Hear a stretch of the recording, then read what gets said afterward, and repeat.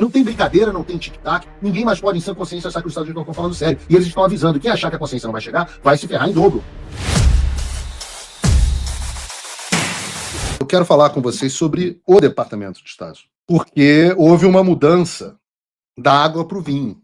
E é por isso que eu falei, por isso que vocês têm aquela imagem minha com as pessoas como o Alan estava junto, comemorando a vitória do Donald Trump.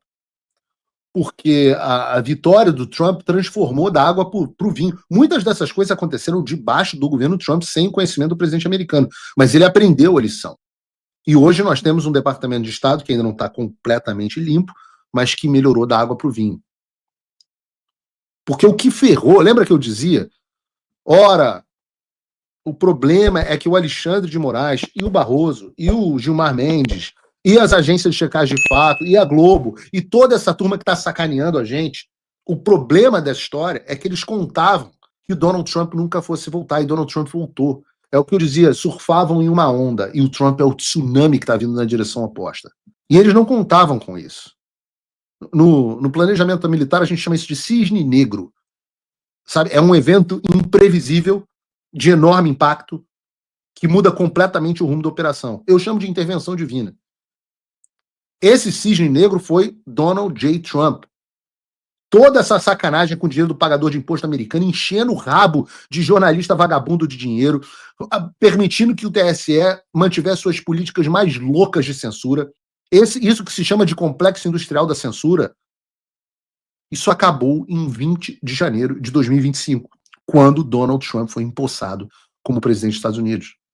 E agora a gente está aí com mais ou menos 6 meses e pouco, 7 meses do governo Trump, e nesse tempo dá para dizer que Trump e os seus secretários, incluindo Elon Musk, na época, Marco Rubio, eles desmantelaram completamente esse complexo industrial da censura, eles desmantelaram as falsas ajudas humanitárias promovidas pelo Departamento de Estado, desmantelaram a USAID, desmantelaram toda a estrutura burocrática que dava sustentação e eficiência à sua operação.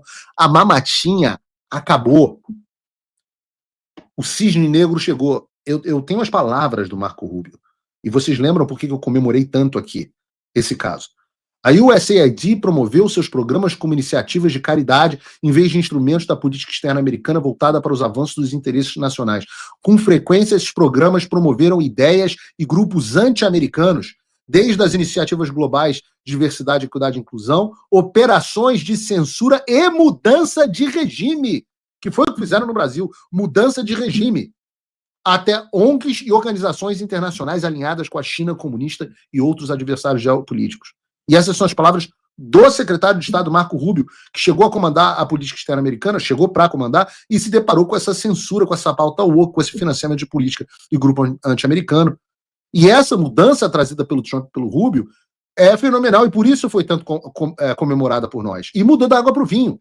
Nós tínhamos antes um Departamento de Estado que agia nas sombras, que financiava tudo quanto é pauta maligna, e hoje nós temos um Departamento de Estado transparente, que age na luz. E as prioridades desse Departamento de Estado, do Marco Rubio, sobre Donald Trump, são muito claras.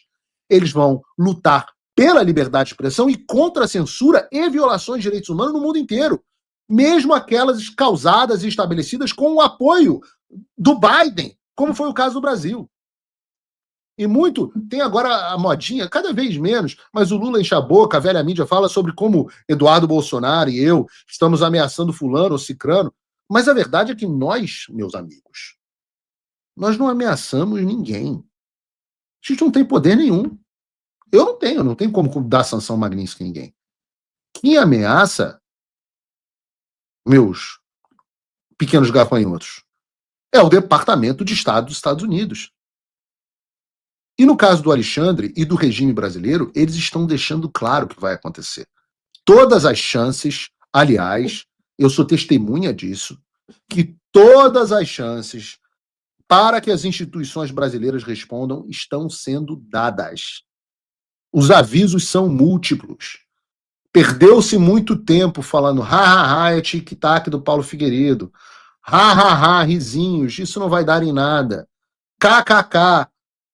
Muito tempo foi perdido nisso. Foram enviadas cartas, foram feitas audiências, foram feitas publicações.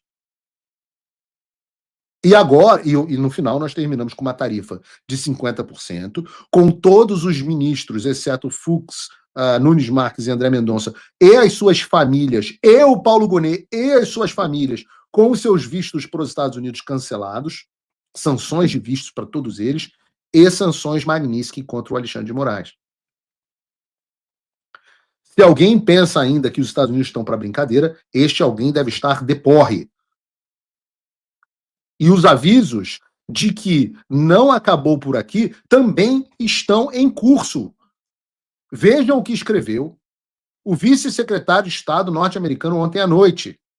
O ministro Alexandre de Moraes, na verdade, eu acho que não é nem vice-secretário, é um Senior Official for Public Democracy, oficial sênior para diplomacia pública. O que ele disse foi o seguinte: o ministro Alexandre de Moraes é o principal arquiteto do aparato de censura e perseguição dirigido contra Bolsonaro e seus apoiadores. Suas flagrantes violações de direitos humanos lhe renderam uma sanção da lei global Magnitsky imposta pelo presidente Trump. Os aliados de Moraes na corte... Prestem atenção nessa parte. Prestem atenção aqui. Os aliados de Moraes na corte e em outras instituições... Alô, Davi! Alô, Hugo! Estão fortemente advertidos a não colaborar nem a apoiar as condutas sancionadas de Moraes. Estamos monitorando a situação de perto. Alô, Gilmar Mendes, alô, Barroso, alô, Mota, alô, Alcolumbre. Isto não é uma ameaça do Paulo Figueiredo. Paulo Figueiredo não comanda o tweet do oficial sênior da diplomacia pública, ou mesmo da embaixada dos Estados Unidos no Brasil, que republicou. Então, eu repito, nós temos com Trump e Rubio um departamento de Estado transparente que age na luz. Não tem complô escondido aqui nas sombras. Polícia Federal quer me investigar, vamos falar disso no programa de hoje. Tá tudo aí na cara de vocês. Os avisos estão sendo dados. Não tem brincadeira, não tem tic-tac. Ninguém mais pode, em sã consciência, achar que os Estados Unidos não estão falando sério. E eles estão avisando. E quem achar que a consciência não vai chegar, vai se ferrar em dobro. Eu diria, por outro lado, que nem todo mundo é estúpido. E há gente esperta que entendeu a situação. Vejam, por exemplo, esses dois casos. O CEO, na semana passada, do Bradesco, dizendo que eles não vão discutir a lei Magnitsky, mas vão cumpri-la. Esse é o CEO do Bradesco. E agora, recentemente, na tarde de ontem, o CEO do Itaú dizendo que eles cumprem rigorosamente as leis de todas as jurisdições em que se encontram, inclusive a americana. Ou seja, é Magnitsky. Vem Magnitsky, leva esse dinheiro. Ou seja, conta no Bradesco e no Itaú, o Alexandre já pode esquecer. E as demais virão em curso, os grandes bancos ditam os caminhos. E eu já disse aqui no programa,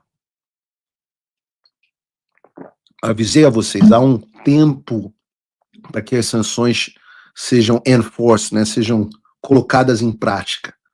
As coisas estão acontecendo exatamente da forma que nós dissemos que aconteceria.